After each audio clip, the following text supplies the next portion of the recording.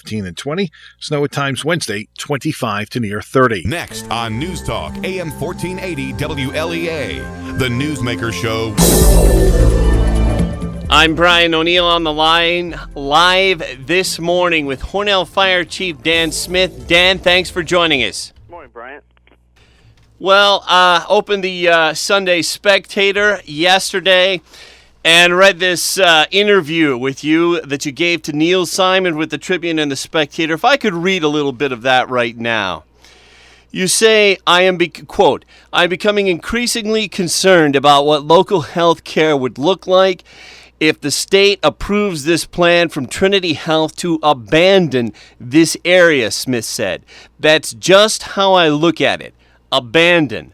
I feel they just want to come up with this plan, and all it is a plan. Who knows if it's functional or not? Dan Smith, could you expand on that? Well, I think that's the concern of everyone in this area. I make the distinction between the people down here at St. James and their parent organization, Trinity Health. And Trinity Health is asking us to buy into their plan for our future health care while they make plans to abandon this area. And I think abandon is the right word. I mean, I don't think, I think they're just looking to sell something to the state so they gain approval, so that they can leave the area, and we're left with a flawed system. And I see this plan they have is very flawed. It doesn't take a lot of things into consideration, and I can't believe that the New York State doesn't look at it as a flawed plan. I mean, I don't know how you can take a look at the map and look at the population of the residents in this region and locate the most essential services around, away from the majority of the population. We're talking with Hornell Fire Chief Dan Smith. In yesterday's interview in the Sunday Spectator, Dan, it says, quote, what sort of scenarios does Smith envision? He predicts there will be additional medical helicopter transports with the resulting costs. To save money, some people will attempt to make longer trips on their own, often in bad conditions on secondary roads, more travel, more expense, more headaches. Dan Smith, what do you see happening there? Well, as you know, we're the primary transporter of people in this area that go to the hospital, and there's going to be an additional expense. I know Trinity Health is trying to back away from what they say is an expense to them, but what they're doing is transferring an expense onto the people in this region. Because what I see, what concerns me is the amount of transports is going to go up. I mean, we haven't had any talks with the hospital on this, so I don't know, what their detailed plan is. Dan, if I could stop you right there, you have not had any talks with the hospital yet. How can that be? Well, I don't know. That's what makes me wonder about this plan as a whole. If they haven't even taken into consideration this part of the plan, so it concerns me what the rest of it looks like. And I think if the state was to give approval to this plan they have, I think it's going to be very different on the other side of it, what it really looks like, and it's very concerning. And I don't think it's going to be. I see it doing nothing but increasing the risk of adverse things happening to the residents in this region. Dan, stress on ambulances, ambulance drivers, equipment that you'd be using. With all the trips back and forth, guessing to Wellsville and largely Dansville, has anyone thought about that, anybody that's trying to implement this plan? And can you tell us, for example, how many ambulances do you have? How many runs do you have a day? What would this do to Hornell's ambulance crew, to not just going to St. James and Hornell, but going to all these other out-of-town hospitals? Well, it's going to put a burden on us, and obviously we don't know exactly how. We try to forecast what it's going to look like here, and we've met with the captains, and we've tried to, put some things down on paper how we think it's going to look like. But we can envision our ambulances being diverted, which means if, say, the emergency room was busy, and we call in, they may divert us to one of the other hospitals. We can envision taking a patient into the ER and then, in a short period of time, transporting them out to either Dansville or Wellsville, and it's going to increase the number of transports. And obviously, if the number of transports increase, it's going to increase the expense on the patient. And I think to get around that expense, some people will just get in the car and try to drive to the, if they have, an appendix rupturing or something like that, or going to have a baby, they may try to, and they know that they're going to just be loaded up and transported again as soon as they get to St. James. They may try to go the extra mile to their final destination hospital, which a lot of bad things can happen there. Dr. Ismail Mayer and his wife, whose first name slips me my mind at the moment, they both Dr. Mayers in Hornell warned about that issue. And actually, Hornell Alderman and Deputy Mayor John Buckley issued a statement about pregnant women getting to other hospitals. He issued an email on that this morning. He says, quote, Buckley says, "Everyone should take a long look outside at the heavy snow we're getting. Now consider driving to Dansville or Wellsville to deliver a baby. Stripping our community of maternity services will put lives of women and unborn children at unnecessary risk." Buckley says he finds that shameful and unacceptable. Dan Smith, your thoughts on pregnant mothers taking long trips? Well, they're right on, both of them. I mean, both Dr. Mayers and Alderman Buckley. I mean, this is the reality. We have people in Livonia, Michigan, making decisions that are going to affect us right here that they don't have to live with, but we're going to be stuck with living. I would think they have a commitment to this community being here so long, but apparently they don't. They don't even follow their mission statement, which purports to they're committed to those who are underserved. But this is a good example this morning. We had to pick up a mother who had just delivered a baby a couple nights ago, and so we brought the mother and the baby into the hospital. And I don't even know what that would look like. Would they divert us to another hospital in this weather? That happened today, because there is no maternity services here. Would we go to this hospital and have to turn around and drive in this weather again to another hospital? These are all valid concerns that will turn into realities. And I look at our state representatives, and I'd like to know their opinion on this. I mean, I know their opinion, but I'd like to know their progress on this.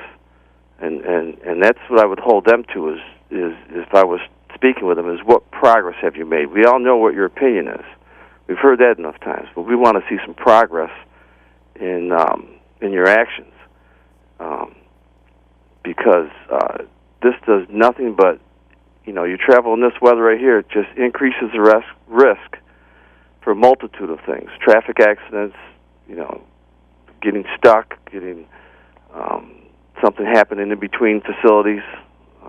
So I think the two doctors and Alderman Buckley are right on the money. And today is a very good example of what we'll be left with to deal with if this flawed plan is allowed by the state to take place. Now, down in Elmira, when St. Joe's was in talks with Guthrie Health, and they wanted to merge, I think they were talking for like 3 years, and the state stepped in and ordered St. Joe's to cease talks with Guthrie and begin supervised negotiations with Arna Ogden.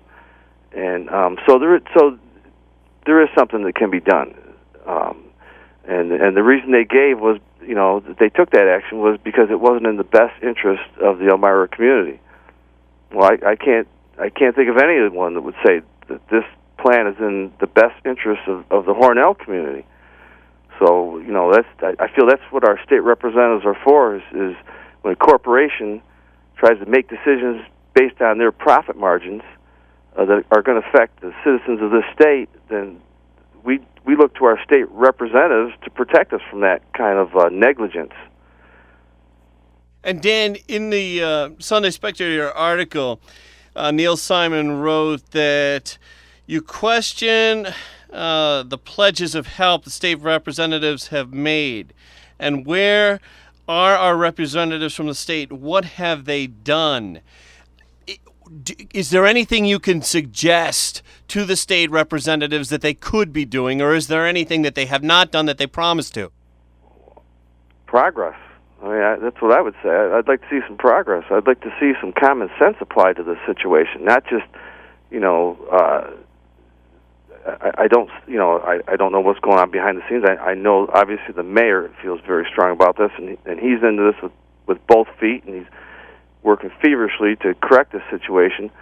But I think the people that have the real power to correct it are in New York State, the New York State Health Department, and that's where I would see the solution for this situation should come. This is a plan that, I think there's a structure that's already been built here between Noyes and Jones and University of Rochester, and the structure needs to be reexamined and rebuilt, and not just added onto, and take the services out of this area and add it and send them to those two adjoining areas. I think a whole new structure needs to be built so that the areas with the most population get the essential services. We're talking with Hornell Fire Chief Dan Smith this morning here on the Newsmaker Show, and we're talking about the interview that was in yesterday's Sunday Spectator by Neil Simon. The headline, Hornell Fire Department Chief, Hospital Plan Breaks Faith. Now, it says here, Neil Simon writes, Smith is careful to distinguish between the Hornell-based administrators in charge of the hospital's day-to-day operations and Trinity Health, who he accuses of breaking its word to the community and putting profits over people. Now, Mayor Sean Hogan said on a recent newscast here on this station that Trinity Health has in the past shut down small-town hospitals in other states. Wondering, Dan Smith, have you been able to, not that it's your job to, but have you been able to reach out to anyone at Trinity to say to them, hey, this is putting way too much of a burden on the ambulance crew and the fire department here in Hornell?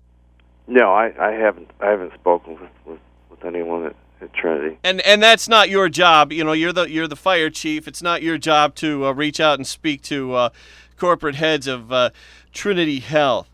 You also, this is an interesting quote here. This is a quote from you, from yesterday's Spectator. In most of the situations we are involved with, time is not our friend. We try to manage our time so it is to our advantage. We try to be prepared. We try to be ready. We try to get to the patient in a timely manner and not spend a lot of time on scene. The goal is to get them to the closest medical facility as quickly as possible because minutes do make a difference. I'm wondering, Dan, what kind of minutes are we talking here to get to both Wellsville and Dansville? Well, today's just another good example. I mean, it's going to take a while if you can even get to Wellsville today. I'm sure, we can get to Dansville, but Wellsville's a little tougher trip. And I got to believe these other, two hospitals with this patient flow at some point be overwhelmed, and so you may not get to choose which hospital you go to. But we're talking, I can envision the emergency room right now, when they get busy down there, they draw from the floors, docs from the floors, or docs from the surgical unit, or respiratory therapy, other skilled services they have at the hospital right now. They draw from them to complement the staff in the emergency room to deal with situations when they get busy. And I can see them a lower threshold of when they reach their max capacity down there and diverting us, possibly to one of these other hospitals. And then you're talking a lot of minutes. Will you have to buy more ambulances and hire more ambulance drivers if this plan goes through, Dan? I don't see any way around that, because our transports, the way I look at it, are going to go up quite a bit. I think there's going to be a lot of us transporting the patient to the hospital, then turning right around having to transport them to one of the other area hospitals. I mean, we do a lot of transports now to Strong and Buffalo and Sayre and those kind of hospitals, but I think there will be a lot more of these other transports of things that usually are taken care of here that will then be evaluated here and then sent to either Noyes or Jones. How could there not be, if this scenario, if this plan, this new vision for healthcare for the Hornell area and the surrounding area goes through, how could there not be a lot more helicopter trips? Imagine if there was a pileup accident or a fire and there was a need for multiple ambulances. Realistically, would they have to build another fire station to house all these ambulances? I mean, where does this end? Well, I don't think anyone knows where it's going to end. I don't think anyone knows what it's going to look like on the other side of this if the state approves it, but it's not going to be pretty. I do know that. And I do know it's going to be a higher risk of things happening. And as far as the helicopter, the helicopter has its place. I mean, we use the helicopter, and it does make a difference, but there is a time and place for the helicopter. The helicopter is a very expensive trip. And it's like another house payment to the individual that takes that ride. So to take those, to see those transports by helicopter for some of the routine things, just because things are busy here, is very alarming, because that is a huge expense to patients. So I do see an increase in helicopter trips, and I see a definite increase in our amount of transports. I wonder, you can only imagine how the helicopter pilots are going to feel about being used for emergency appendix operations, the situation where it isn't a burn victim or an accident victim or something like that. Well, that's what I'm talking about. It's things that are normally taken care of here. But all you had to do is listen to Dr. Collins at that meeting at the main place the last time, and it's very scary. The words that are coming out of his mouth, that he sees, and who knows better than Dr. Collins, a drastic difference in what surgeries will look like here, and what your resources for surgeries will look like here. So if there are no resources, that means you'll have to go to where the resources are, and that involves, immediate transport, and if we already have a number of rigs on the road, they may look to the helicopter. They may look to the helicopter to get there the quickest. So I mean, I just can't tell you exactly how it's going to look, but it's not going to be something that. The other side of this plan is not going to be something that we're happy with. I mean, I don't mean us as the fire department. I mean us as the whole region. We're talking with Hornell Fire Chief Dan Smith about the interview that he gave to the Sunday Spectator in yesterday's Sunday Spectator. If you haven't read that yet, I would pick it up. I don't think it's online yet. If you have not read it yet, it's well worth reading. It's in yesterday's Sunday Spectator. It's AM 1480 WLEA. We're going to break for news. We'll be back in just a moment. Fox News Radio, I'm Pat O'Neill. It took an interception at the goal line to save it. The New England Patriots edging the Seattle Seahawks 28-24 as rookie Malcolm Butler picked off a Russell Wilson pass with 20 seconds left. It pretty much proves the best team won. It came right down to the wire. And though he was picked off twice, Tom Brady threw for 328 yards and 4 touchdowns. And now joins Joe Montana as the only other 3-time Super Bowl MVP. Fox Radio's Jeff Manasso in Glendale, Arizona. It's the Patriots' 4th Super Bowl title in their history. The latest winter storms dumped 1.5 feet of snow around Chicago, and it's on the move. We have some areas of snow across parts of Ohio, Indiana, and also as far east as portions of Maine. And it's coming down quite heavily out there in some of those areas. Fox meteorologist Maria Molina, Boston could get up to 16 inches. And Punxsutawney Phil's made his prediction. The groundhog emerged from his burrow and saw his shadow, forecasting 6 more weeks of winter. Fox News, we report, you decide. The Newsmaker Show with Kevin Doran, AM 1480 WLEA. Brian O'Neill in for Kevin Doran this morning on the Newsmaker Show. On the line live today with Hornell Fire Chief Dan Smith, talking about the interview he gave to Neil Simon in yesterday's Sunday Spectator. Again, if you haven't read that, it's well worth reading. It's in yesterday's Spectator. Dan, in the last segment and in your interview, you talked about the mission statement of Trinity Health to serve the poor and vulnerable. And it says here, this is what Simon writes: when the hospital and Trinity say inpatient services are not financially feasible, Smith is beyond skeptical, pointing to viable hospitals in Wellsville and Dansville. Hornell's need is greater and its resources are equal or better, Smith says. But Dan, that won't be the case if the New Vision plans goes through, correct? No, it won't. No, Hornell's needs will still be greater, but there'll be less services to facilitate those needs. And I am skeptical on they I'm not an accountant, but I question. I think the debt is exaggerated, and I think it's all things that Trinity uses in their argument.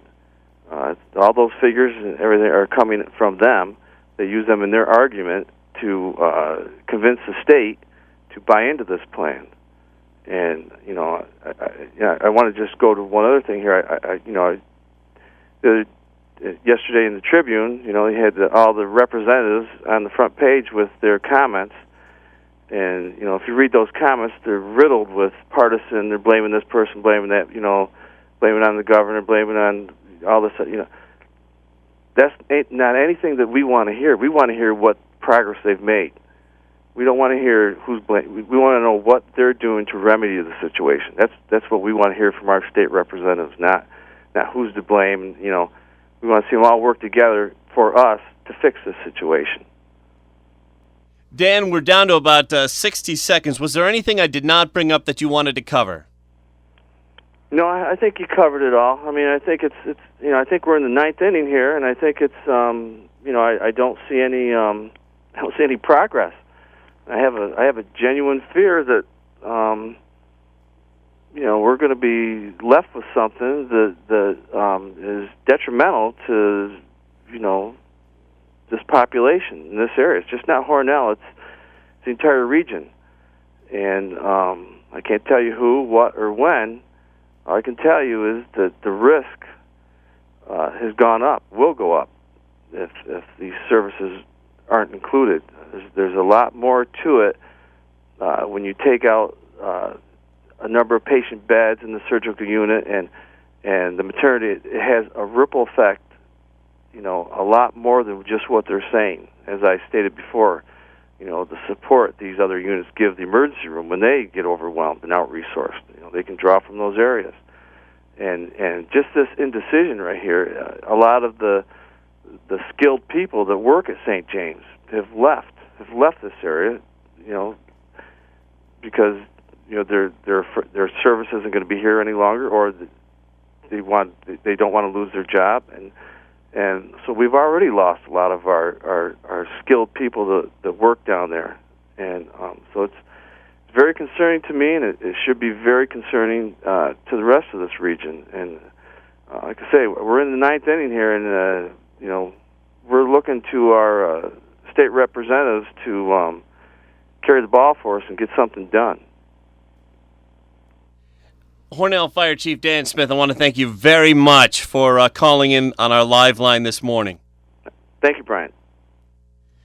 Hornell Fire Chief Dan Smith there with some very important words for the people of the area and for state representatives. It's AM 1480 WLEA Hornell. We now join ABC News, 9 o'clock. As in Chicago, Cleveland also hit hard, and that snowstorm now moving into the northeast. Boston could get another